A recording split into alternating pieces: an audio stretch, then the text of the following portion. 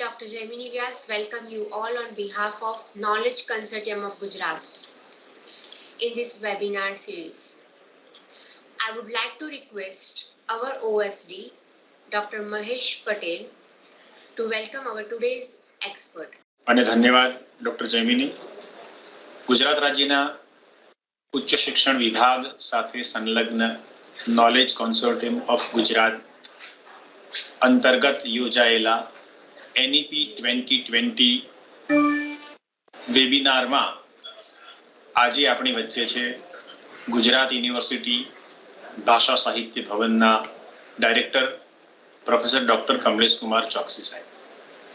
આજે તેઓ આપણને NEP નેશનલ એજ્યુકેશન પોલિસી 2020 અંતર્ગત Indian knowledge system languages arts and culture ના સંદર્ભમાં કેવી રીતે NEP ને આખા રાષ્ટ્રમાં અને પ્રારંભે આપણા ગુજરાત અને આપણી યુનિવર્સિટીથી શરૂ કરી શકાય એનો એક વ્યાપક અને બહોળો પરિચય પણ સોપાનબદ્ધ ક્રમશઃ આપશે.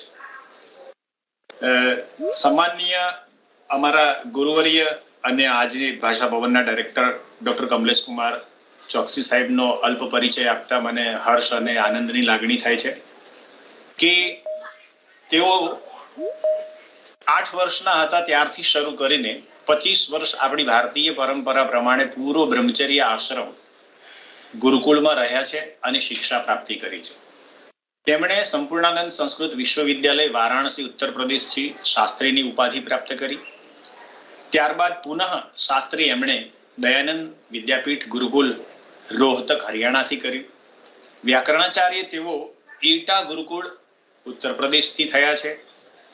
MA ની ઉપાધિ પણ તેમણે ગુરુકુળ કાંગડી વિશ્વવિદ્યાલય હરિદ્વારથી પ્રાપ્ત કરી છે. પુનઃ વ્યાકરણાચાર્ય તરીકે તેઓ ગુજરાતમાં આવ્યા.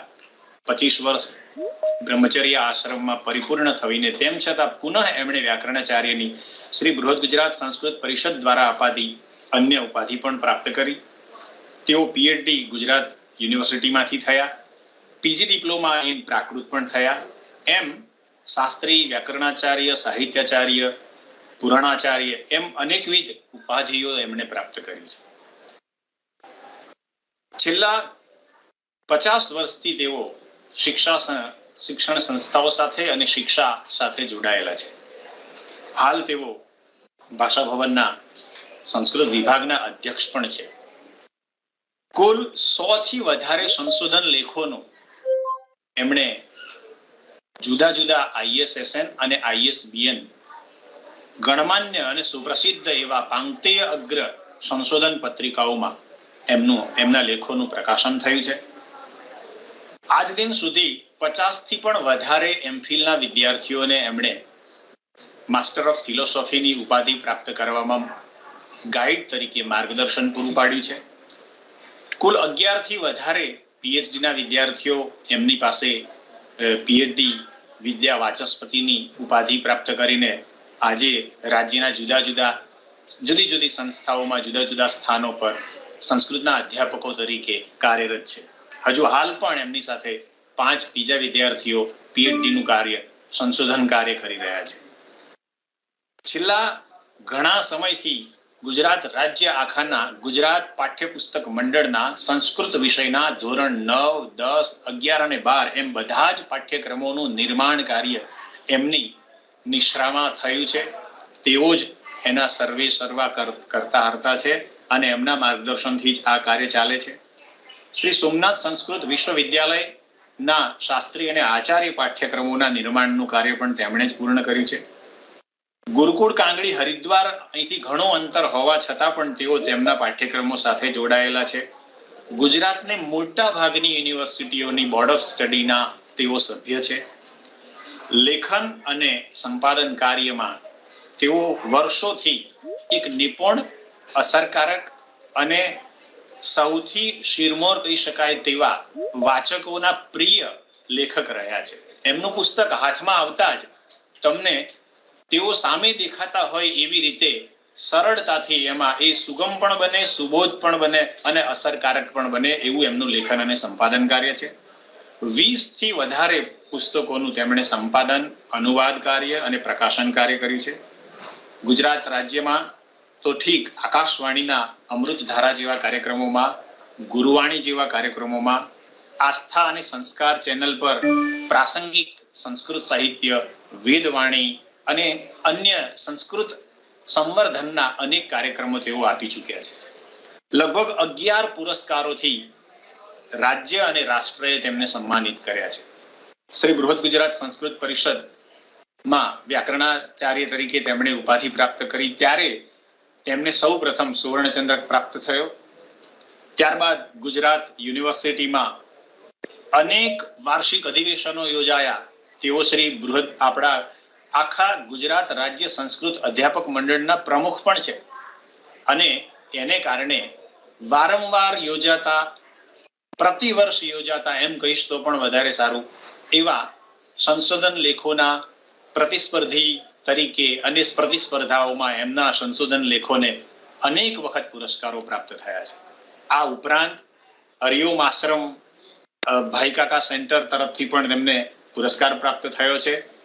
નવી દિલ્હી ડીએવી સ્કૂલ તરફથી આચાર્ય દેવવ્રત, જે આજના આપણા મહામહિમ રાજ્યપાલ શ્રી છે, તેમના હાથે પણ તેમને દિલ્હી અને હિમાચલ પ્રદેશ એમ 2 વખત પુરસ્કાર પ્રાપ્ત થયા છે. દિલ્હી સરકારે એક સ્વાયત્ત સંસ્થા તરીકે દિલ્હી સંસ્કૃત એકાદમીની રચના કરેલી છે, એના તરફથી પણ તેમને સંસ્કૃત સેવા સન્માન પ્રાપ્ત થયું છે. વેદ અને સંસ્કૃતના પ્રચારક તરીકે આર્ય સમાજમાંથી કુલ 4 વખત એમને સન્માન પ્રાપ્ત થયા છે. એક મુંબઈથી, એક પરોપકારિણી સભા અજમેરથી, એક વેદોપદેશક પૌરાણિક સાહિત્ય આર્ય સમાજ સૈજપુરથી અને અજમેરથી પુનઃ, અને તેમ છતાં પુનઃ મુંબઈ કાંકરવાડીથી, એમ 5 વખત પુરસ્કાર પ્રાપ્ત થયા છે. શ્રી કાંચીમઠ કોટી વિદ્યાપીઠ દ્વારા પણ તેમને સન્માન પ્રાપ્ત થયું છે. જૈનોની બહુ મોટી મુંબઈની સંસ્થા વીર શાસનમ, એમાંથી પણ તેમને સન્માન પ્રાપ્ત થયું છે. આવા સર્વપ્રિય, સર્વજન પ્રિય અને સંસ્કૃત સંવર્ધન, સંસ્કૃત સન્માર્જન અને સંસ્કૃત સંરક્ષણ કરતા પરમ સન્માનીય મારા ગુરુવર્ય, આપણા સૌના આજના વ્યાખ્યાતા અને આપણા સૌના માર્ગદર્શક, આજે આપણને ઇન્ડિયન નોલેજ સિસ્ટમ વિશે માહિતગાર કરીને એનઈપી 2020 અંતર્ગત આ સિસ્ટમમાં ભારતીય જ્ઞાન પરંપરા કેવી રીતે એપ્લાય થાય એ વિશેનું દિશાદર્શન કરે. હું એમને પ્રણામ નમસ્કાર કરીને હાર્દિક સ્વાગત કરું છું અને એમનું વ્યાખ્યાન આપવા સાદર વિનંતી કરું છું. આજના આ વેબિનારમાં ઉપસ્થિત સૌ મહાનુભાવોને મારા સાદર પ્રણામ છે. આજે આપની વચ્ચે ઉપસ્થિત રહીને મારે નેશનલ એજ્યુકેશન પોલિસી 2020 ના અનુસંધાનમાં ભારતીય પ્રાચીન જ્ઞાન પરંપરા નો સંદર્ભ દૃષ્ટિ સમક્ષ રાખીને કેટલીક વાત કરવાની છે. પીપીટી ના માધ્યમથી આપણે આ વાત મૂકીશું.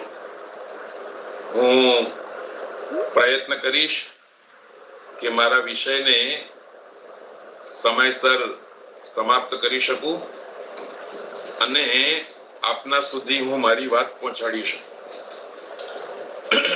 સૌથી પહેલા તો તાજેતરમાં જે રાષ્ટ્રીય શિક્ષા નીતિ 2020 નું પ્રારૂપ પ્રકાશિત થયું છે, એમાં પ્રસ્તાવના તરીકે સૌથી પ્રથમ તો આ શિક્ષા નીતિનો પરિચય આપવામાં આવ્યો છે. એ પછી આ શિક્ષા નીતિના ડ્રાફ્ટમાં 2 ભાગ છે. પહેલો ભાગ છે એ સ્કૂલ શિક્ષા વિશેનો છે અને એ માટે જુદા જુદા 8 અધ્યાયો ફાળવવામાં આવ્યા છે. 8 અધ્યાયોમાં સ્કૂલ શિક્ષા વિશે વાત કરી છે.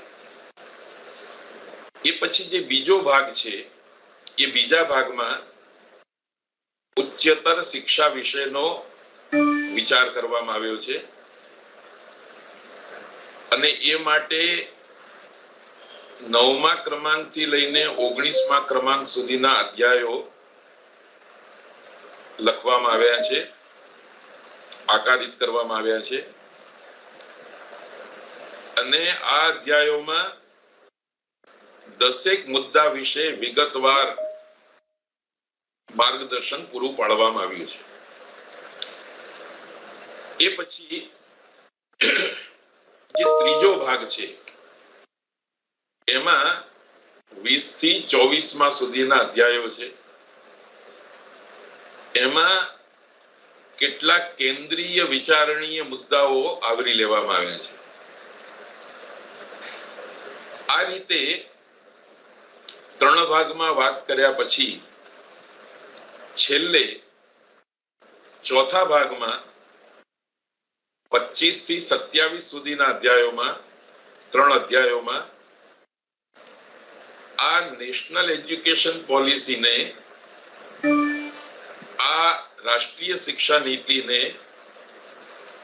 કેવી રીતે ક્રિયાન્વિત કરવાની છે, રાજ્ય સરકાર શું કરશે, કેન્દ્ર સરકાર શું કરશે, સ્કૂલો શું કરશે, કોલેજો યુનિવર્સિટી શું કરશે અને સમાજ એમાં કેવી રીતે ઉપયોગી થશે એની એક બિંદુ પ્રમાણે વિગતો આપવામાં આવી છે. આ રીતે નેશનલ એજ્યુકેશન પોલિસી 2020 નો જે ડ્રાફ્ટ છે એ ડ્રાફ્ટમાં કુલ 27 અધ્યાયો છે અને જેમ આપણે જોયું એમ 4 ભાગમાં એ વહેંચાયેલી છે. હવે આ ડ્રાફ્ટની અંદર શિક્ષા નીતિનું લક્ષ્ય ભી બહુ જ સ્પષ્ટ રીતે મૂકી આપ્યું છે. આ લક્ષ્ય બતાવતી વખતે પ્રારંભિક પરિચયાત્મક લેખમાં એક મહત્વપૂર્ણ સંકલ્પ વ્યક્ત થયો છે અને એ સંકલ્પ મુજબ આ શિક્ષા નીતિ દ્વારા બધા વિદ્યાર્થીઓ માટે ભલે ને તેમનું નિવાસ સ્થાન ક્યાંય પણ હોય ગુણવત્તાપૂર્ણ શિક્ષા વ્યવસ્થા ઉપલબ્ધ કરાવવાની છે. એટલે કે બધા જ વિદ્યાર્થીઓ માટે આ શિક્ષા છે. એ ગામડામાં રહેતો હોય, શહેરમાં રહેતો હોય, પર્વતીય પ્રદેશોમાં રહેતો હોય કે ટાપુમાં રહેતો હોય, ક્યાંય બી રહેતો હોય, આ નિવાસ સ્થાન ક્યાં હોય એવું કહીને એમ પણ સૂચવી દીધું છે કે વિદ્યાર્થી સાધન સંપન્ન હોય કે સાધન અભાવથી પીડિત બી હોય, આ દરેક વિદ્યાર્થીને માટે ગુણવત્તાપૂર્ણ શિક્ષા વ્યવસ્થા ઉપલબ્ધ કરાવવાની છે. કેવળ શિક્ષા વ્યવસ્થા ઉપલબ્ધ નથી કરાવવાની, પરંતુ ગુણવત્તાપૂર્ણ. અને આ લક્ષ્યની પૂર્તિ માટે કેન્દ્રમાં શિક્ષકને જોવામાં આવ્યો છે. આ બહુ મહત્વની વાત છે, ખાસ કરીને આપણા સૌને માટે. તો ફરી એકવાર હું યાદ કરાવું કે બધા જ વિદ્યાર્થીઓ માટે ગુણવત્તાપૂર્ણ શિક્ષાની વ્યવસ્થા કરવાનું લક્ષ્ય આ નેશનલ એજ્યુકેશન પોલિસીમાં રાખવામાં આવ્યું છે અને આ લક્ષ્યની પૂર્તિના કેન્દ્રમાં શિક્ષકને જોવામાં આવ્યો છે. અર્થાત શિક્ષકો ઉપર બહુ મોટી જવાબદારી સોંપવામાં આવી છે. એ પછી એક બીજી બી મહત્વની વાત આ નેશનલ એજ્યુકેશન પોલિસીમાં કરવામાં આવી છે અને એ વાત એ છે કે પ્રાચીન અને સનાતન ભારતીય જ્ઞાન અને વિચારની જે સમૃદ્ધ પરંપરા છે એ સનાતન ભારતીય જ્ઞાન અને વિચારની સમૃદ્ધ પરંપરાના આલોકમાં ના અજવાળામાં આ શિક્ષા નીતિ આકારિત કરવામાં આવી છે. એટલે કે આ નેશનલ એજ્યુકેશન પોલિસી 2020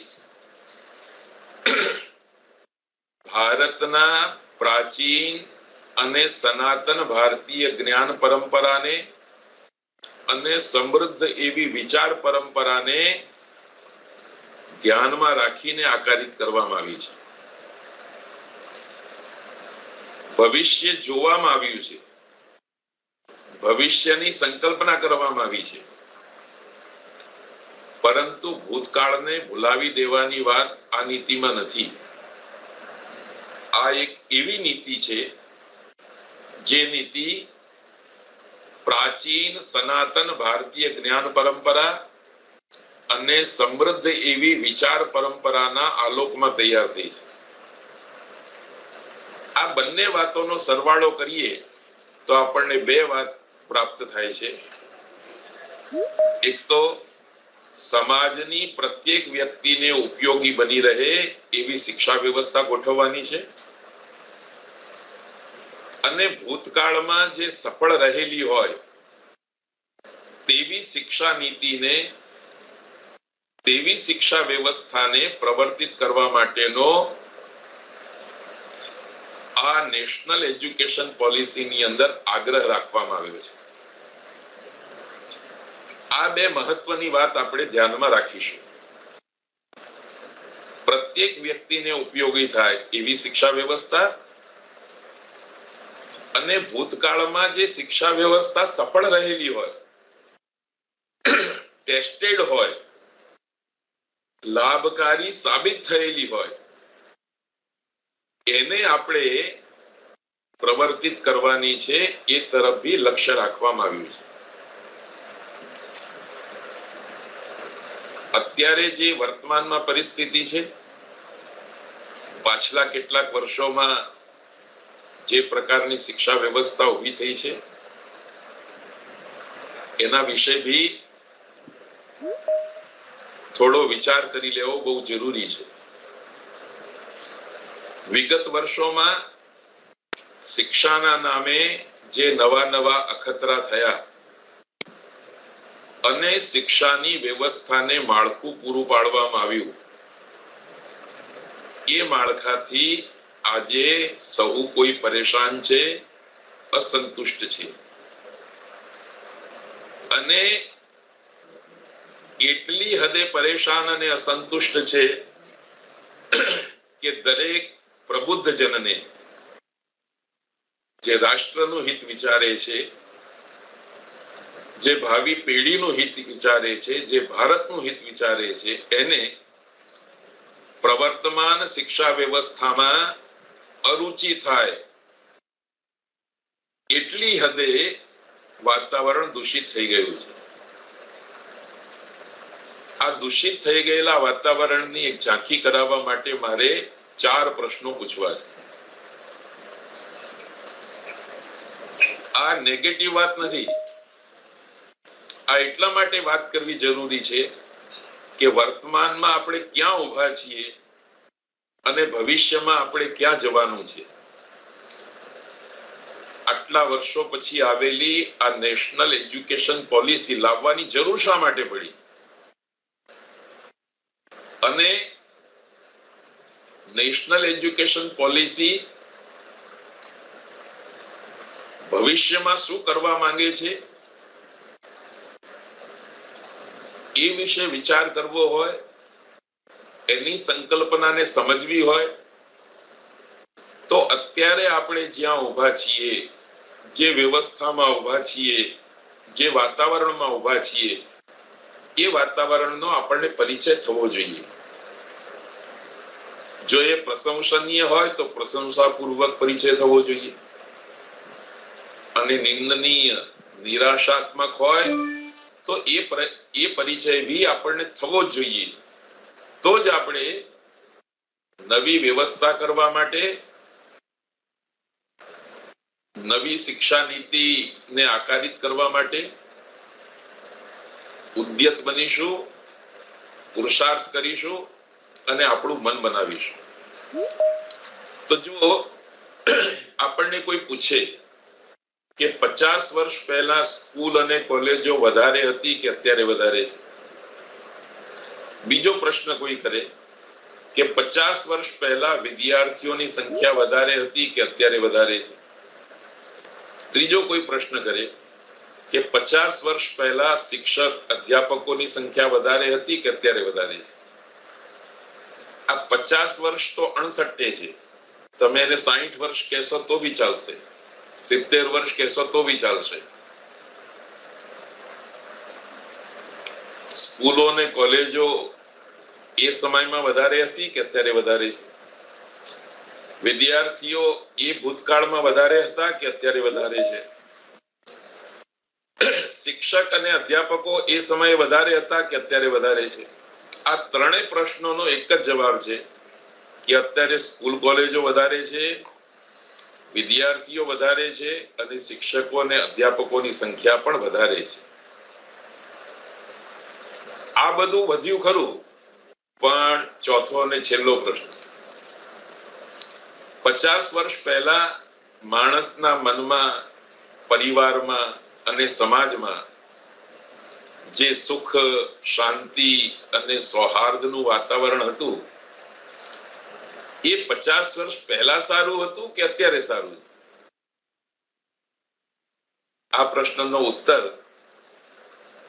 એવો છે કે 50 વર્ષ પહેલા, 60 વર્ષ પહેલા, 70 વર્ષ પહેલા માણસના મનમાં, પરિવારમાં, સમાજમાં પુષ્કળ સુખ શાંતિ હતા.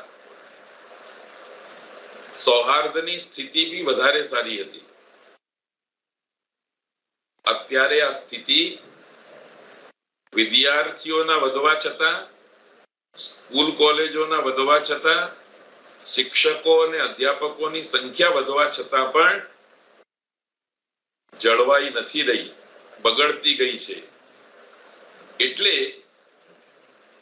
આજે વાલી હોય કે એમના સંતાન હોય, આખો સમાજ પ્રવર્તમાન શિક્ષા વ્યવસ્થાથી કોઈ ન કોઈ રીતે પરેશાન છે, અસંતુષ્ટ છે, નારાજ છે. આ દૂષિત વાતાવરણને બદલવાનો અને એના સ્થાને પરિશુદ્ધ, સશક્ત અને અનુભૂત શિક્ષા વ્યવસ્થાને, અનુભૂત શિક્ષા વ્યવસ્થાનો મતલબ એ છે કે ભૂતકાળમાં જે શિક્ષા વ્યવસ્થાએ સુફળ આપ્યા છે, સફળતા આપી છે, એવી શિક્ષા વ્યવસ્થાને પ્રવર્તિત કરવા માટેનો સંકલ્પ આ રાષ્ટ્રીય શિક્ષા નીતિ 2020માં આપવામાં આવ્યો છે, કરવામાં આવ્યો છે. અને એ માટે એક સરસ મજાનું પ્રારૂપ આપણી સામે મૂકવામાં આવ્યું છે. કોઈ કંઈ પણ કહે કે વિચારે, વાસ્તવિકતા એ છે કે પ્રાચીન ભારતીય જ્ઞાન પરંપરાનું જ્યાં સુધી આપણે અનુસરણ નહીં કરીશું, ત્યાં સુધી આ પ્રકારના પરિશુદ્ધ, સશક્ત અને અનુભૂત શિક્ષા વ્યવસ્થાને પ્રવર્તિત કરવાના સંકલ્પની પૂર્તિ નહીં થઈ શકે. આ શુભ સંકલ્પની પૂર્તિ કરવી હશે તો પ્રાચીન ભારતીય જ્ઞાન પરંપરાનું આપણે અનુસરણ, અનુકરણ કરવું જ પડશે. અને જો તમારે, આપણે, મારે પ્રાચીન ભારતીય જ્ઞાન પરંપરાનું અનુસરણ કરવું હોય તો સ્વાભાવિક રીતે જ સંસ્કૃત ભાષા અને આ સંસ્કૃત ભાષામાં સંગ્રહાયેલી, સુરક્ષિત રહેલી જુદી જુદી સંસ્કૃત વિદ્યાઓનો સૌથી વધારે ઉપયોગ કરવો પડશે. આ વાત ભી એક વાસ્તવિકતા છે. જ્યાં સુધી આપણે સંસ્કૃત ભાષા અને આ સંસ્કૃત ભાષામાં સંગ્રહ પામેલી જુદી જુદી સંસ્કૃત વિદ્યાઓ, ભાષા અલગ વસ્તુ છે, વિદ્યા અલગ વસ્તુ છે. સંસ્કૃત ભાષા સાધન છે, વિદ્યાઓ સાધ્ય છે. તો સંસ્કૃત ભાષા અને એ ભાષામાં સંગ્રહાયેલી જુદી જુદી સંસ્કૃત વિદ્યાઓનો પરિચય કેળવવો પડશે, એમને પુનઃ પ્રવર્તિત કરવી પડશે, એમની શરણે જવું પડશે, એનું અનુસરણ અને અનુકરણ કરવું પડશે. પાછલા 50-60 વર્ષમાં ધીરે ધીરે આપણે આ અનુસરણ કરવાનું અને અનુકરણ કરવાનું ભૂલતા રહ્યા. અને કારણ કે આપણે ભૂલતા રહ્યા એટલે આખા વિશ્વને પ્રાચીન ભારતીય જ્ઞાન પરંપરાનો જે લાભ મળવો જોઈતો હતો, જેની છત્રછાયામાં વિશ્વનું સર્વોત્તમ શિક્ષાનું માળખું આપણે આપી શકતા હતા, એ આપણે આપી નહીં શક્યા. અને અત્યારે આપણે એ પરિસ્થિતિમાં પહોંચી ગયા કે પાછલા વર્ષોમાં આપણે જે શિક્ષાનું માળખું આપ્યું છે એનાથી દરેકના મન અપ્રસન્ન છે, દુઃખી છે, ચિંતિત છે. એટલે આજે મારે આપને એક દૃષ્ટિ પણ આપવાની છે. આજે સંસ્કૃત ભાષા અને સંસ્કૃત વિદ્યાની મેં વાત કરી, એ છે તો પ્રાચીન જ, પરંતુ નવા જમાના પ્રમાણે આ પ્રાચીન પરંપરાગત અભિગમને જરા નવી દૃષ્ટિથી જોવો પડશે. આ નવીન દૃષ્ટિથી સંસ્કૃત ભાષાને જોવી પડશે અને એ સંસ્કૃત ભાષામાં સંગ્રહાયેલી સંસ્કૃત વિદ્યાઓને પણ નવી દૃષ્ટિથી જોવી પડશે. અને એ નવી દૃષ્ટિથી જોઈને એનો જો શિક્ષા વ્યવસ્થામાં ઉપયોગ કરવામાં આવે તો આપણે નેશનલ એજ્યુકેશન પોલિસી 2020 માં જે સંકલ્પ વ્યક્ત કરવામાં આવ્યો છે એ સંકલ્પની પરિપૂર્તિ કરવામાં અને પ્રવર્તમાન નિરાશાજનક શિક્ષા વ્યવસ્થાને પરિવર્તિત કરવામાં આપણે સમર્થ બની શકીશું અને સફળ બની શકીશું. એકાદ ઉદાહરણથી અત્યંત સંક્ષેપમાં બીજ રૂપમાં હું ત્રણેક વાતો આપની સામે મૂકવા માંગુ છું. આ નવીન દૃષ્ટિને અત્યંત સંક્ષેપમાં આપની સમક્ષ પ્રસ્તુત કરવાનો અમારો આજનો આ ઉપક્રમ છે. એ આજનો વિષય છે, એ આજના આ વ્યાખ્યાનમાં કેન્દ્રમાં પડેલી વાત છે.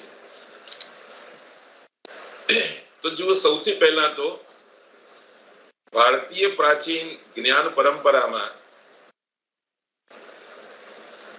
જ્ઞાનની ઉત્પત્તિ કેવી રીતે થાય છે એની એક પ્રક્રિયા વિચારવામાં આવી, બહુ સૂક્ષ્મતાથી વિચારવામાં આવી. એના માટે એક શાસ્ત્ર બન્યું જેને ન્યાય શાસ્ત્ર કહે છે. એ ન્યાય શાસ્ત્રના અનેક ગ્રંથો છે અને અત્યારે સંસ્કૃતના વિદ્વાનો પણ એ વાતને સ્વીકારતા થયા છે કે ન્યાય શાસ્ત્ર બહુ જ અઘરું શાસ્ત્ર છે. માનનીય અધ્યાપક મિત્રો, હું આપને બહુ જ વિનમ્રતાપૂર્વક એક વાત કહેવા માંગુ છું કે આ દુનિયાની અંદર કોઈ પણ વિદ્યા, કોઈ પણ ટેકનિક, કોઈ પણ કળા, કોઈ પણ કામ સહેલું બી નથી, અઘરું બી નથી. આમ તો ભાખરી બનાવવી પણ અઘરી છે, રોટલી બનાવવી બી અઘરી છે. અરે એટલું જ નહીં, જે માણસ હંમેશા કાંટાથી જ ખાતો રહ્યો છે અથવા સ્ટીકથી જ ખાતો રહ્યો છે એવી વ્યક્તિને માટે આંગળીથી રોટલીનો ટુકડો કરીને એ ટુકડાને દાળમાં ડુબોળીને કે એ ટુકડામાં શાક લઈને મોઢા સુધી પહોંચાડવાની પ્રક્રિયા પણ બહુ અઘરી છે. એટલે કોઈ શાસ્ત્ર અઘરું નથી. આ પ્રક્રિયા એટલા માટે અઘરી બની જાય છે, આ શાસ્ત્ર એટલા માટે અઘરું બની જાય છે, જ્ઞાન પરંપરા એટલા માટે અઘરી બની જાય છે કે આપણે એના માટેનો અભ્યાસ છોડી દઈએ છીએ. જે માણસ વારંવાર ભાખરી બનાવવાનો પ્રયત્ન કરે તો એના માટે પછી થોડો સમય જાય એટલે ભાખરી બનાવવી એકદમ સહેલી થઈ જતી હોય છે. પણ 80 વર્ષ સુધી તમે ભાખરી બનાવી નહીં અને 81મા વર્ષે સરકારી પરિપત્ર થયો અને પ્રોફેસરને ભાખરી બનાવવાનો વારો આવ્યો તો એ ભાખરી બનાવવાની એમને અઘરી જ લાગવાની છે. બરોબર એ જ રીતે આ ન્યાય વગેરે શાસ્ત્રો અઘરા નથી, પરંતુ ભણવા ભણાવવાની પ્રક્રિયામાંથી એ બહાર થઈ ગયા, એનો સ્વાધ્યાય છૂટી ગયો. પરિણામે ગુરુજનને બી અઘરું શાસ્ત્ર દેખાય છે અને શિષ્યને માટે બી અઘરું શાસ્ત્ર બન્યું છે. પણ મોબાઈલ ચલાવવો અઘરો નથી, જ્યારે કે હકીકત એ છે કે મોબાઈલ ઓપરેટ કરવો એ ઘણી બધી અઘરી વાત છે. કેટલું બધું જ્ઞાન, કેટલી બધી ટેકનિક હોવી જોઈએ ત્યારે મોબાઈલ ઓપરેટ થઈ શકે. હશે એ ન્યાયશાસ્ત્રમાં જે જ્ઞાનોત્પત્તિની વાત કરવામાં આવી છે એને હું અત્યંત સંક્ષેપમાં અને સરળ રીતે આપની સામે મૂકું છું. શિક્ષાના પાયામાં આ ભારતીય પ્રાચીન વિચારધારા કામ કરી રહી હતી. માણસ છે એને જ્ઞાતા કહ્યો. એ માણસની પાસે જ્ઞાનના સાધનો છે. આ જ્ઞાનના સાધનો એટલે ઇન્દ્રિયો, આંખ, નાક, કાન, મોઢું, હાથ વગેરે વગેરે. અને જ્ઞાન માટેનો વિષય આખું જગત છે, એને જ્ઞેય કીધું. અને જ્ઞાતા એવા માણસને જ્ઞાનના સાધનોથી જે જગત જ્ઞેય બને છે એ જ્ઞેય બનેલા જગતનું નામ જ જ્ઞાન છે. આ જ્ઞાન માણસના હૃદયમાં, માણસના મનમાં પહોંચે છે અને પછી હૃદય અને મનમાં માણસની અંદર ઉતરેલું એ જ્ઞાન ભાષા દ્વારા બહાર અભિવ્યક્ત થાય છે. આ મૂળભૂત રીતે માણસમાં ઉત્પન્ન થતા જ્ઞાનની પ્રક્રિયા ન્યાયશાસ્ત્રએ સ્વીકારેલી છે, બતાવેલી છે. ભારતીય પ્રાચીન જ્ઞાન પરંપરા માણસની અંદર જે જ્ઞાન ઉત્પન્ન થાય છે એની આ પ્રોસેસ વિચારે છે. આના અનુસંધાનમાં આપણે એક વાત ઓર વિચારીશું. આમ તો વેદોમાં, ઉપનિષદોમાં, પુરાણોમાં, રામાયણ, મહાભારતમાં, ગીતામાં અનેક જગ્યાએ વાત કહેલી છે.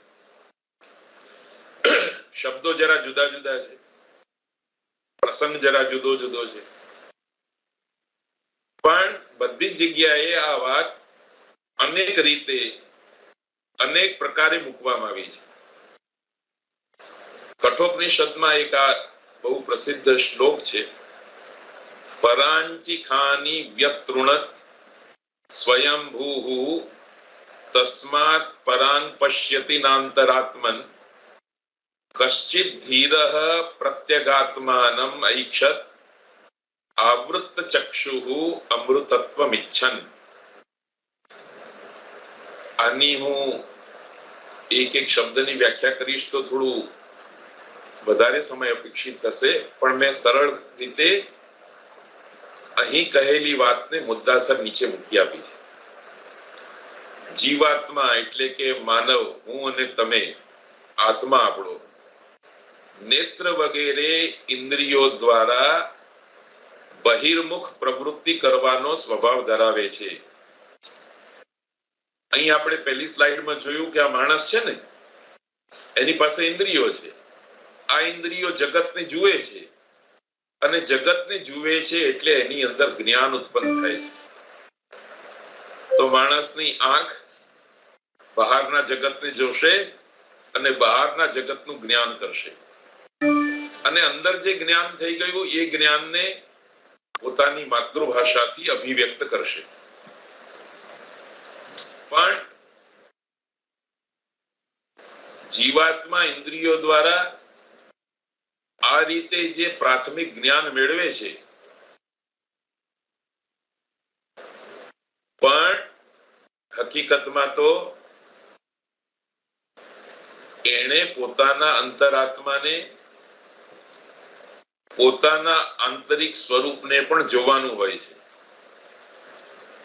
પણ કારણ કે એની ઇન્દ્રિયો બાહ્ય જગતને જોયા કરે છે અને બાહ્ય જગતનું જ જ્ઞાન પોતાની અંદર ઉતાર્યા કરે છે, એટલે આ જીવાત્મા પોતાને જાણવા પામી શકતો નથી, પોતાને ઓળખી શકતો નથી. હું શું છું એનું એને જ્ઞાન નથી થતું. આવી સ્થિતિમાં કોઈ ધીર માણસ હોય છે, એકાદ બે ધીર માણસ હોય છે. જે ધીર માણસ અમૃતત્વ અર્થાત પોતાના આંતરિક અને પારમાર્થિક સ્વરૂપને જાણવા અને પામવા ચાહે છે.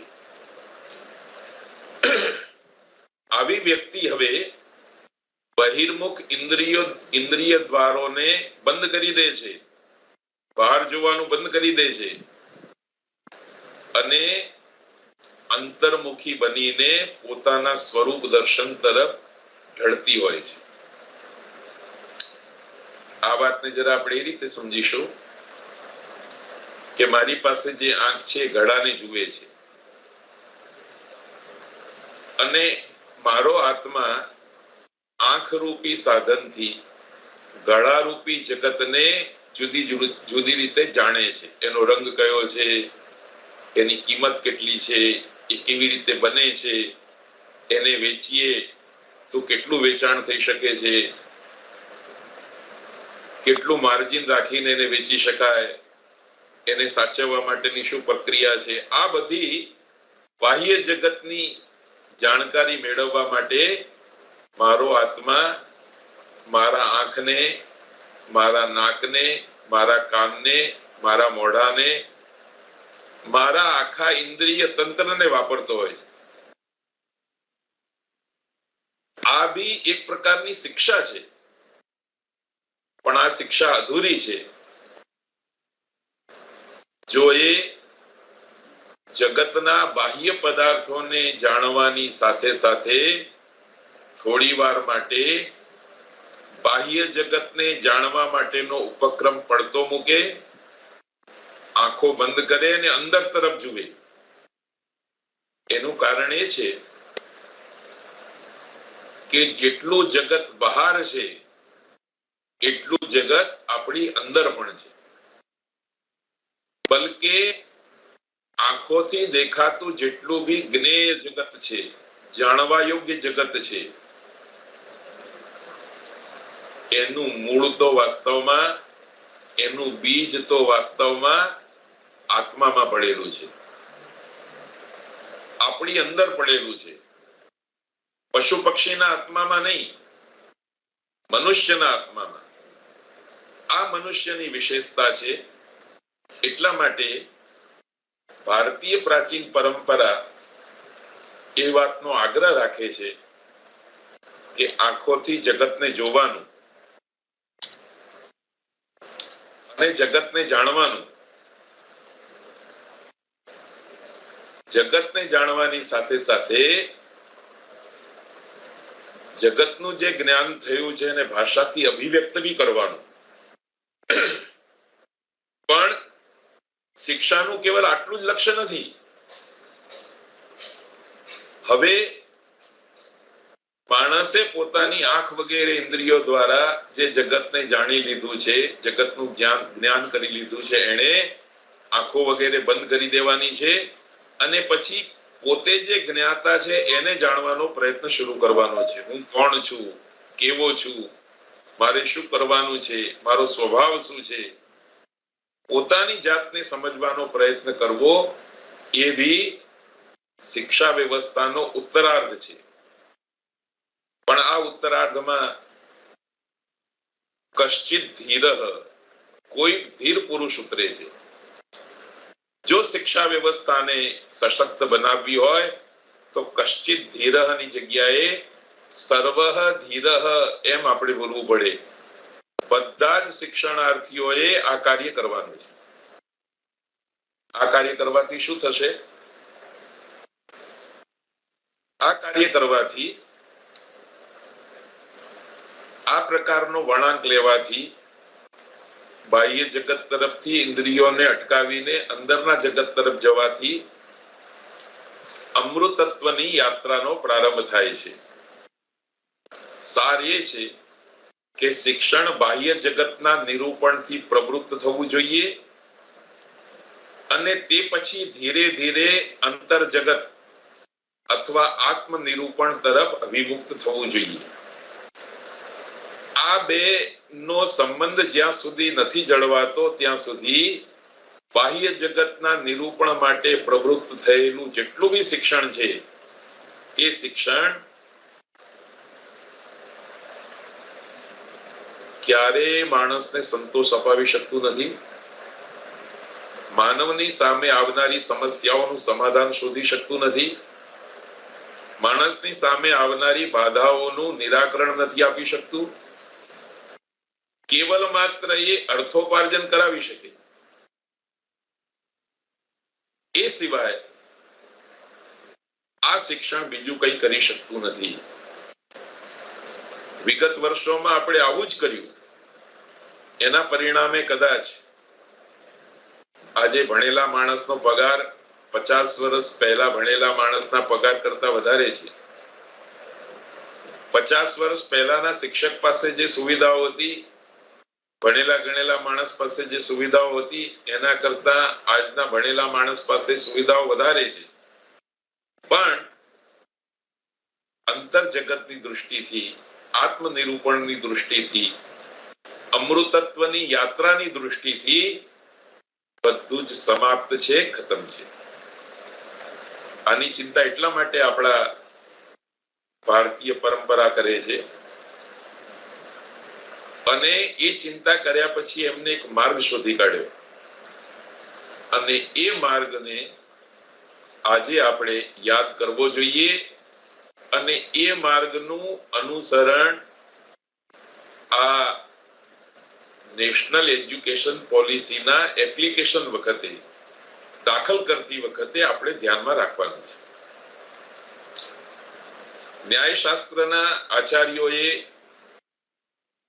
જ્ઞાન પ્રાપ્તિના સાધનો તરીકે જે આંખ વગેરે છે એનાથી જે જ્ઞાન પ્રાપ્ત થાય છે એના 3 પ્રમુખ તત્વો વિચાર્યા, જેને પ્રમાણ બી કહે છે. એટલે કે ઇન્દ્રિયોથી માણસને જે જ્ઞાન થાય છે તે પ્રત્યક્ષ જ્ઞાન હોય છે, અનુમાન જ્ઞાન હોય છે અને શબ્દ જ્ઞાન હોય છે. પ્રત્યક્ષ પ્રમાણથી થનારું જ્ઞાન હોય છે. આંખોથી જોઈ લો અને તમને જ્ઞાન થઈ જાય. આ દૂધ ગળ્યું છે કે મોડું છે, ચાખી લો, તરત જ્ઞાન થઈ જાય. કોઈ શાસ્ત્ર ભણવાની જરૂર નહીં, કોઈની વાત સાંભળવાની જરૂર નહીં, કોઈ અનુમાન કરવાની જરૂર નહીં. તો પ્રત્યક્ષ, અનુમાન અને શબ્દ એ 3 પ્રમાણોથી જગતને જોવા માટેની પ્રક્રિયા શિક્ષા વ્યવસ્થામાં દાખલ કરી. પરંતુ આ ત્રણેયમાંથી સૌથી વધારે મહત્વ આપ્યું શબ્દ પ્રમાણને. આ શબ્દ પ્રમાણ એટલે શું? શબ્દ પ્રમાણ એટલે ગઈકાલે રચાયેલા શાસ્ત્રો, ગઈકાલે ઉચ્ચારાયેલા ગુરુજીના વચનો, ગઈકાલના વિદ્વાનોએ લખેલું સાહિત્ય એ શબ્દ પ્રમાણ છે. બીજી પણ એક વાત પ્રાચીન ભારતીય પરંપરાએ સ્વીકારી કે આ શબ્દ એટલે ગમે તે શબ્દ નહીં, પણ આ શબ્દ આપ્ત વ્યક્તિનો હોવો જોઈએ. હવે પાછો પ્રશ્ન થાય કે આપ્ત વ્યક્તિ એટલે શું? તો અત્યંત ઝડપથી હું એ વાત પૂરી કરી દઈશ. આપ્ત વ્યક્તિ એટલે ગમે તે નહીં, ગમે તે કોઈ લેખ લખી દે કે મારી પાસે એક દવા છે, એ દવાના ઉપયોગથી ગુમડા મટી જાય છે, મારી પાસે એક દવા છે એનાથી કોરોના મટી જાય છે, ગમે તે વ્યક્તિ કહે એટલે નહીં માની લેવાનું. ગમે તે વ્યક્તિ કહે એટલે જ્ઞાન અર્જન નહીં કરી લેવાનું. આપતની જુદી જુદી અવસ્થામાં જુદા જુદા પ્રસંગમાં આવી પરિભાષા આપવામાં આવી છે. આપ્તઃ ખલુ સાક્ષાત્કૃત ધર્મ, જેને માનવ ધર્મનો સાક્ષાત્કાર થયો હોય એવા માણસને આપ્ત કહેવાય. યથાભૂતસ્ય અબાધિતાર્થસ્ય ઉપદેષ્ટા પુરુષઃ, જેવું સંપન્ન થઈ ગયેલું હોય, જેવું હોય એને કોઈ પણ જાતની બાધા વગર એ જ રૂપમાં કહી શકે, એનું નામ આપ્ત પુરુષ. યથાર્થ વક્તા એટલે આપ્ત પુરુષ. ચરકમાં પતંજલિ કહે છે, અનુભવથી વસ્તુ તત્વનું પૂરી રીતે નિશ્ચયાત્મક રીતે કોઈ પણ પ્રકારના રાગ દ્વેષ વગર જે માણસ કહી શકે એ જ માણસ આપ્ત છે.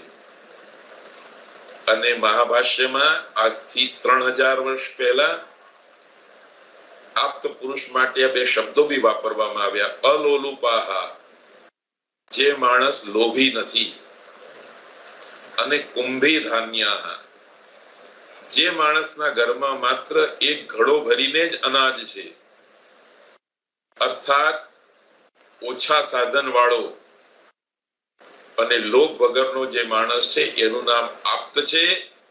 અને આવી આપ્ત વ્યક્તિ જે શબ્દ ઉચ્ચારે છે એ શબ્દ દ્વારા શિક્ષા પ્રાપ્ત કરવી, જ્ઞાન પ્રાપ્ત કરવું, માહિતી મેળવવી, ઇન્ફોર્મેશન મેળવવી, એ ભારતીય પ્રાચીન જ્ઞાન પરંપરાનો મૂળભૂત સિદ્ધાંત છે. આ વાતને હું વર્તમાન જમાનામાં એ રીતે ગોઠવીશ કે દાખલા તરીકે યુનિવર્સિટી એક પાઠ્યક્રમ બનાવ્યો, એ પાઠ્યક્રમમાં કેટલાક પુસ્તકો પ્રિસ્ક્રાઇબ કર્યા. એ વાતમાં કોઈ સંશય નથી કે યુનિવર્સિટીનું વિષયનું બોર્ડ, એમાં બહુ પ્રબુદ્ધ માણસો બેઠેલા હોય છે, એટલે રેફરન્સ ગ્રંથો તરીકે નિવડેલા અધ્યાપકો, જેને આપણે આપ્ત કહી શકીએ, એવા જ વિદ્વાનોના પુસ્તકો રિફર કરવા માટેનું લેખિત ફરમાન કરેલું જ હોય છે. પણ હકીકત એ છે, આપ જાણો છો, હું જાણું છું, કે એ પાઠ્યક્રમ ભણનારા બાળકો પુલ નીચે જાય અને કોઈ પણ વ્યક્તિના નામ વગરની ગાઈડ લઈ આવે અને એ ગાઈડના આધારે જ્ઞાનની પ્રાપ્તિ કરે. એ જ્ઞાન કેટલું ઉપયોગી થાય, એ જ્ઞાન વાસ્તવમાં કેટલું જ્ઞાન છે કે પછી અજ્ઞાન છે, એ બધું કોણ નક્કી કરે? એટલે પ્રાચીન જ્ઞાન પરંપરા એ વાત શિક્ષણ વ્યવસ્થા ઊભી કરતા પહેલા એના પાયામાં એક વાત મૂકે છે કે અમે જે પાઠ્યક્રમ નિર્ધારિત કરીશું, અમે જે શબ્દ પ્રમાણ તરીકે જ્ઞાનના સાધનને પસંદ કરીશું, એ આપ્ત વ્યક્તિનો શબ્દ હશે. એ પુસ્તકો, એ લેખો, એ થિયરી આપ્ત વ્યક્તિની હશે, કોઈ ઓર્ડિનરી માણસની નહીં. એક હું ઉદાહરણ આપું આપને. આ બધી વાતો આપણે ભૂલી ગયા અને કેટલું બધું નુકસાન આપણે વેઠ્યું, દુનિયાના કેટલા સમય અને શક્તિ ખર્ચાયા. મિત્રો, સંસ્કૃતમાં એક છંદશાસ્ત્ર છે. આ છંદશાસ્ત્રમાં ઓછામાં ઓછા પાછલા 5,000 વર્ષથી એક આ પ્રસ્તાર નિર્માણની પદ્ધતિ શીખવવામાં આવે છે. આ પ્રસ્તાર બીજું કંઈ જ નથી, પણ અત્યારે જે આ કમ્પ્યુટર આપણે વાપરીએ છીએ એમાં 0 1 વાળું જે સંયોજન છે એ જ સંયોજનનું એ જ રૂપમાં નિરૂપણ છે. હું એને અત્યંત થોડા શબ્દોમાં સમજાવવાનો પ્રયત્ન કરીશ. આ પ્રસ્તારની નિર્માણ પદ્ધતિમાં 2 ચિહ્ન લેવામાં આવે છે, એક એસ ટાઈપનું, એક આઈ ટાઈપ. આ એસ ટાઈપનું ચિહ્ન છે એને ગુરુ કહે છે અને આઈ ટાઈપનું જે ચિહ્ન છે લઘુ છે. છંદશાસ્ત્રમાં એક ગુરુ હોય ને એક લઘુ હોય. બસ આ ગુરુ લઘુના આધારે હજારો, લાખો, કરોડો પ્રકારના સંયોજનો આ છંદશાસ્ત્રએ ઉભા કર્યા. એ હજારો, લાખો, કરોડો સંયોજન એનું જ નામ પ્રસ્તાર છે. એ પ્રસ્તાર બનાવવાની પ્રક્રિયા સંસ્કૃતમાં આવી રીતે આપવામાં આવી, જે મેં ગુજરાતીમાં મૂકી છે. આ 2 ચિહ્ન પૈકી ગમે તે એક ચિહ્નને જો 1 વાર રાખીશું, 2 વાર રાખીશું, 3 વાર રાખીશું, 4 વાર રાખીશું, 5 વાર રાખીશું, આ રીતે તમને જેટલી જરૂરિયાત હોય એ જ પ્રમાણે એક ચિહ્નને લખી લો. યાદ રાખજો કે જો તમે 1 વાર લખ્યો હશે એક ચિહ્ન તો તમારી પાસે 2 સંયોજન આવશે. 2 વાર એસ એસ લખ્યો હશે, ગુરુ ગુરુ લખ્યું હશે તો 4 સંયોજન આવશે. 3 વાર ગુરુ ગુરુ લખ્યું હશે તો 8 આવશે. 4 વાર લખ્યું હશે તો 16 આવશે. 5 વાર લખ્યું હશે તો 32 વાર આવશે. 6 વાર લખ્યું હશે તો 64 વાર. 7 વાર લખશો તો 64 દુના ડબલ. એવી રીતે તમે ચાહો એટલા સંયોજનો આ 2 ચિહ્નથી બનાવી શકો છો. એના માટેની પ્રક્રિયા બી એ લોકોએ બતાવી. દાખલા તરીકે આ 3 વાર આપણે એસ એસ એસ લખ્યું, ગુરુ ગુરુનું ચિહ્ન લખ્યું. હવે આ ડાબી બાજુ છે ને આ જમણી બાજુ છે. ડાબી બાજુનો જે પહેલો વર્ણ છે એની જગ્યાએ આપણે લઘુનું ચિહ્ન મૂકી દેવાનું. આ એક સંયોજન થયું 3 ગુરુ વાળું. એના પછી બીજા સંયોજનમાં આપણે આની જગ્યાએ આ લઘુ મૂકી દઈશું. એ લઘુ મૂકી દીધા પછી જમણી બાજુ જે ઉપર 2 છે ને એ એવા ને એવા ઉતારી દઈશું. આ ગુરુ છે તો ગુરુ ઉતારી દઈશું, આ ગુરુ છે તો આ ગુરુ ઉતારી દઈશું. જેમ કે પહેલું જે ગુરુ હતું એને લઘુ કરી દીધું અને બાકીના 2 ગુરુ હતા એ ઉતારી દીધા. આવી જ રીતે ક્રમશઃ સંયોજનોને આગે ઉતારવાના. હવે આપણે આ જે છે ને ગુરુ એને લઘુના રૂપમાં ઉતારી દઈશું. તો આ બાજુ ડાબો ભાગ છે અને આ બાજુ જમણો ભાગ છે. જમણા ભાગમાં ઉપર છે એ જ ઉતારી દેવાનું. આમાં કોઈ ફેરફાર નહીં કરવાનો. ઉપર ગુરુ છે તો ગુરુ ઉતારી દેવાનું, ઉપર લઘુ હોય તો લઘુ ઉતારી દેવાનું.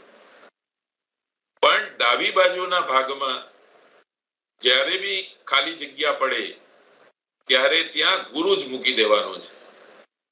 જેમ કે આ 3 ગુરુ હતા, પહેલા ગુરુને આપણે લઘુ તરીકે ઉતારી દીધો અને જમણી બાજુ 2 ગુરુ હતા તો 2 ગુરુ ઉતારી દીધા. એ પછી આવું સંયોજન બન્યું, પહેલો લઘુ અને પછી 2 ગુરુ. હવે આ ગુરુ વચ્ચે પડેલો છે એને આપણે લઘુના રૂપમાં બદલી દીધો. આ વચ્ચે જે ગુરુ છે એ ડાબી બાજુથી જોતા પહેલો ગુરુ છે એટલે આપણે એને લઘુમાં બદલી દીધો. એ પછી જમણી બાજુ જે ગુરુ છે એને ગુરુ જ મૂકવાનો અને ડાબી બાજુ અહીં ભલે લઘુ હોય પણ ડાબી બાજુ હંમેશા ગુરુ જ મૂકતા જવાનું. ડાબી બાજુ ગુરુ મૂકીશું એટલે ત્રીજા તબક્કે આવી સ્થિતિ આવશે. આને આપણે લઘુ તરીકે ઉતારી દીધો, આ બાજુ જે હતું એવું જ મૂકી દીધું, આ બાજુ ગુરુ મૂકી દીધો. હવે આ સંયોજન તૈયાર થયું. આ સંયોજનમાં સૌથી પહેલો ગુરુ આ છે એટલે એને આપણે લઘુના રૂપમાં ઉતારી દીધો. લઘુના રૂપમાં ઉતારી દીધો એટલે જમણી બાજુ ઉપર છે એ જ ઉતારી દેવાના. એટલે આ સંયોજન બન્યું. આ સંયોજનમાં ગુરુ વર્ણ આ છે, અહીં જે પહેલો લીધો તો એ, એટલે એની નીચે ઉતારી દીધો લઘુ. ડાબી બાજુ તો કઈ છે જ નહીં, સોરી જમણી બાજુ તો કઈ છે જ નહીં. ડાબી બાજુ જે બે વર્ણ બાકી રહ્યા, બે જગ્યાઓ ખાલી રહી, એમાં તો ગુરુ ગુરુ જ મૂકી દેવાનો છે. એટલે આવું સંયોજન ઊભું થયું. ફરી પાછા આવા સંયોજનમાં આ ગુરુ છે એને લઘુ ઉતારી દીધો અને આ બાજુ જે છે એની નીચે ઉતારી દીધું. આવું સંયોજન થયું એટલે આ ગુરુને લઘુ તરીકે ઉતારી દીધો, આ બાજુ જે છે એની જ ઉતારી દીધું અને આ બાજુ ગુરુ મૂકી દીધો. હવે આ સંયોજનમાં ગુરુ આ રહ્યો એને લઘુ તરીકે ઉતારી દીધો અને જમણી બાજુ જે ઉપર હતું એ જ ઉતારી દીધું. તો 3 વાર ગુરુ મૂકવાથી આ 8 સંયોજનો મળ્યા. એવી રીતે તમે 4 ગુરુ મૂકો તો 8 દુ 16 થાય. આ પ્રસ્તાર ભારતમાં પ્રાચીન ભારતીય જ્ઞાન પરંપરામાં હજારો વર્ષથી ભણાવવામાં આવી રહ્યો છે. પરંતુ વિગત વર્ષોમાં ધીરે ધીરે આ છંદશાસ્ત્રના પ્રસ્તારની વાત સંકોચાઈ ગઈ, ચોપડી પૂરતી રહી. કોમ્પ્યુટર સાયન્ટિસ્ટો પાસે આ વાત પહોંચી નહીં. ટેકનિકલ એજ્યુકેશનમાં આ વાતને કોઈ સ્થાન જ નહીં મળ્યું. પરિણામે વર્ષો પછી 0-1-0-1 ની થિયરી આવી, શોધવી પડી અને એ શોધાયેલી મૂળભૂત થિયરીના આધારે કમ્પ્યુટર વર્ક કરે છે. તો મિત્રો, ભારતીય પ્રાચીન પરંપરા, ભારતીય પ્રાચીન જ્ઞાન પરંપરા આટલી સમૃદ્ધ છે, પણ એ જ્ઞાન પરંપરાના કેટલાક પાયાના સિદ્ધાંતો બી છે જે સંતોષકારક, સક્ષમ, સફળ શિક્ષા નીતિને આકાર કરવા માટે આપણને પ્રેરણા પૂરી પાડે છે. યજુર્વેદનું આ વાક્ય છે. આ જ રીતે અનેક વાક્યો કહેવામાં આવ્યા છે. અનૃતાત સત્યમ ઉપયમી. માનવ માત્રની સ્થિતિ અનૃતમાં છે. અનૃત એટલે જુઠ્ઠું. જુઠ્ઠું એટલે વાણીનું જુઠ્ઠું નહીં, વસ્તુનું પણ જુઠ્ઠું. જે વચન ખોટું હોય એને બી અનૃત કહેવાય અને જે વસ્તુ તૂટી જવાની હોય, ભાંગી જવાની હોય, બગડી જવાની હોય, ખરાબ હોય એને બી અનૃત કહેવાય. તો અનૃતમાંથી દૂર ખસીને આપણે સત્ય તરફ જવાનું છે. તો જ્ઞાનની દૃષ્ટિએ જોઈએ તો માણસ માત્ર જન્મની સાથે અનૃતમાં હોય છે. એને અનૃતમાંથી દૂર ખસેડી દઈને સત્ય તરફ મોકલવાનો છે અને એ માટે શિક્ષાની વ્યવસ્થા ઊભી કરવાની છે. આ શિક્ષાની વ્યવસ્થા એટલા માટે ઊભી કરવાની છે વસ્તુની દૃષ્ટિએ કે માણસના હાથમાં જેટલી બી વસ્તુઓ છે બધી જ વસ્તુઓ અનૃત છે. માણસની પાસે શરીર છે એ પણ અનૃત છે. અનૃત એટલે બગડી જનારું, સમાપ્ત થઈ જનારું, વિનાશ પામનારું. માણસના હાથમાં અન્ન હોય, કપડું હોય, પુસ્તક હોય, કોઈ પણ ફિઝિકલ વસ્તુ હોય, એ બધી જ ભૌતિક વસ્તુ અનૃત છે. એ અનૃત વસ્તુને અનૃતમાંથી ખસેડીને, વિનાશમાંથી ખસેડીને, ખતમ થવાની પરિસ્થિતિમાંથી ખસેડીને સત્ય તરફ લઈ જવાની છે, કાયમી બનાવવાની છે. શિક્ષાનું આ લક્ષ્ય છે. એટલે કે વ્યક્તિમાં જે જ્ઞાન છે એ વિનષ્ટ થઈ જનારું છે, નાશ પામનારું છે. એ જ્ઞાનને આપણે શિક્ષા વ્યવસ્થાથી સત્ય બનાવવાનું છે, અમર બનાવવાનું છે. એ ક્યારે અમર બને? જ્યારે શિક્ષા વ્યવસ્થા પ્રવર્તે. ગુરુની સાથે ગુરુનું જ્ઞાન નષ્ટ થઈ જવાનું છે. પરંતુ એ ગુરુ સ્કૂલના માધ્યમથી, ગુરુકુલના માધ્યમથી, વિદ્યાલયના માધ્યમથી પોતાના જ્ઞાનને વ્યક્તિ સુધી પહોંચાડી દે, અનેક શિષ્યોમાં પહોંચાડી દે, તો અનેક શિષ્યોમાં પહોંચેલું એ જ્ઞાન અમર બની જવાનું છે. પછી ગુરુનું અસ્તિત્વ ન હોય તો પણ એ જ્ઞાન અમર હોય. આચાર્ય પાણીની અમૃત હતા, એ તો વર્ષો પહેલા ગુજરી ગયા, પરંતુ એમની પાસે જે જ્ઞાન હતું એ જ્ઞાન એમણે અષ્ટાધ્યાયીના રૂપમાં અનેક વ્યક્તિઓ સુધી પહોંચાડ્યું. એ અનેક વ્યક્તિઓએ ભાવિ પેઢીમાં, એની પછીની પેઢીમાં, એની પછીની પેઢીમાં એમ ફરતું ફરતું આજે પાણીનીનું અષ્ટાધ્યાયી રૂપી જ્ઞાન આપણી પાસે અમર થઈને પડ્યું છે. પરંતુ આ અમર બનેલું જ્ઞાન ફરી પાછું શિક્ષા વ્યવસ્થામાં ન આવે તો એ સમયાંતરે વિનષ્ટ થઈ જવાનું છે. જેવું કે મેં તમને પ્રસ્તારની બાબતમાં બનાવ્યું. જો આ પ્રસ્તારનું જ્ઞાન વ્યક્તિ સુધી પહોંચાડીને આપણે અમર બનાવ્યું હોત તો મને લાગે છે કે કમ્પ્યુટરની 0+01 અથવા પ્લસ અને માઇનસ વાળી જે બે યુનિક ચિહ્નોની શોધ કરવામાં વર્ષો નીકળી ગયા. એન્જિનિયરોને કેટલા સમય અને શક્તિનો ખર્ચ થયો એ ન કરવો પડ્યો. એવી જ રીતે વ્યવહારિક જીવનમાં દરેક વસ્તુ અનૃત છે, વિનાશ પામનારી છે. આપણે એવી શિક્ષા પ્રાપ્ત કરવાની છે જે શિક્ષા એ વિનાશ પામનારી વસ્તુને અમર બનાવી દે. શરીર નાશ પામનારું છે. શિક્ષા પ્રાપ્ત કરીને આપણે ગૃહસ્થાશ્રમ કરીશું, સંતાનોને જન્મ આપીશું, એમને બી કેળવણીથી ઉછેરીશું, તો આપણું શરીર બી અમર બની જશે. એટલા માટે શિક્ષાનું એક લક્ષ્ય વિવાહ કરીને ગૃહસ્થાશ્રમમાં મોકલવા માટેનું પણ છે. આ આપણી ઇન્ડિયન ટ્રેડિશન છે, ભારતીય પ્રાચીન જ્ઞાન પરંપરાની સોચ છે. અન્ન પણ બગડી જનારું છે. એને કાં તો કૃષિથી અમર બનાવો, ખેતી દ્વારા, અથવા શહેરમાં રહેતા હો તમે ખેતી ન કરતા હોય તો દાન દ્વારા અમર બનાવો.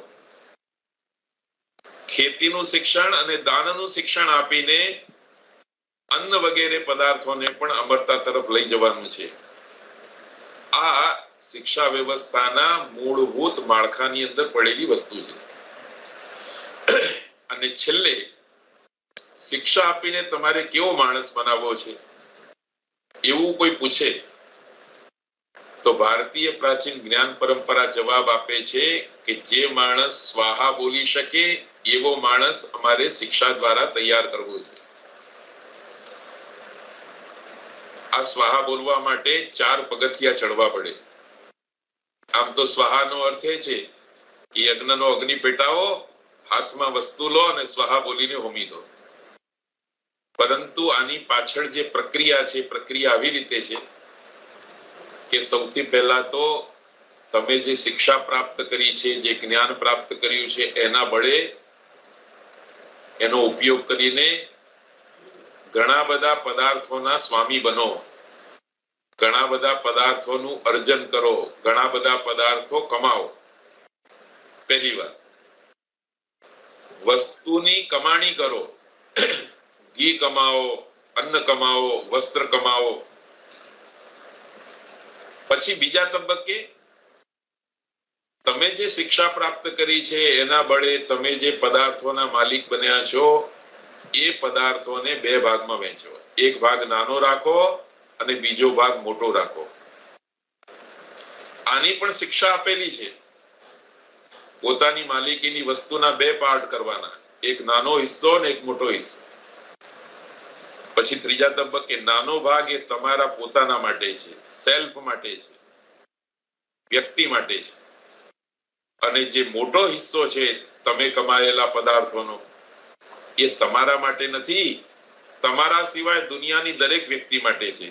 એમાં માતા પિતા બી આવી ગયા, સંતાન બી આવી ગયા, રાષ્ટ્ર બી આવી ગયું, ગુરુજન બી આવી ગયા, પશુ પક્ષી પ્રાણી બી આવી ગયા, આખી દુનિયા આવી ગઈ.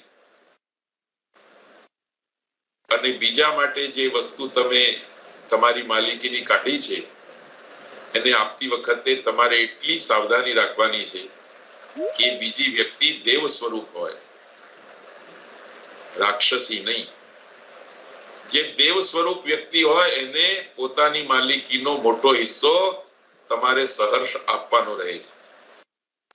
આમ શિક્ષા વ્યવસ્થા દ્વારા મારે એવા વિદ્યાર્થી તૈયાર કરવાના છે જે પોતાને મળેલી શિક્ષાના આધારે પદાર્થોના સ્વામી બનશે. જે પદાર્થોના સ્વામી બનશે એના બે હિસ્સા કરશે, એક હિસ્સો ઓછો નાનો, બીજો હિસ્સો મોટો. નાના હિસ્સાથી પોતાનું ભરણ પોષણ કરશે અને મોટા હિસ્સાથી માનવ સમાજનું, પ્રાણી જગતનું, સમાજના એક મોટા ભાગનું પાલન પોષણ કરશે. આ શિક્ષા વ્યવસ્થાનું ચરમ અને પરમ કર્તવ્ય છે. માટે આ આપણી સફળ નીવડેલી ભારતીય પ્રાચીન જ્ઞાન પરંપરાની શિક્ષા વ્યવસ્થા છે. આ સફળ નીવડેલી જ્ઞાન પરંપરાની થોડી ઘણી શિક્ષા વ્યવસ્થા એક યા બીજા રૂપમાં આજે બી આપણા જીવનમાં વહેકી રહી છે.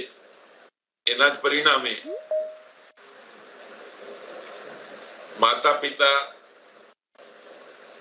જે સાધન સામગ્રીના માલિક છે એ પોતાના માટે ઓછું વાપરે છે અને બીજાના માટે વધારે વાપરે છે. સ્કૂલ કોલેજના પ્રિન્સિપાલ પોતાના માટે નાની જગ્યા વાપરે, પોતાના માટે ઓછો વપરાશ કરે અને બીજાના માટે વધારે મોકળાશની વ્યવસ્થા આપે.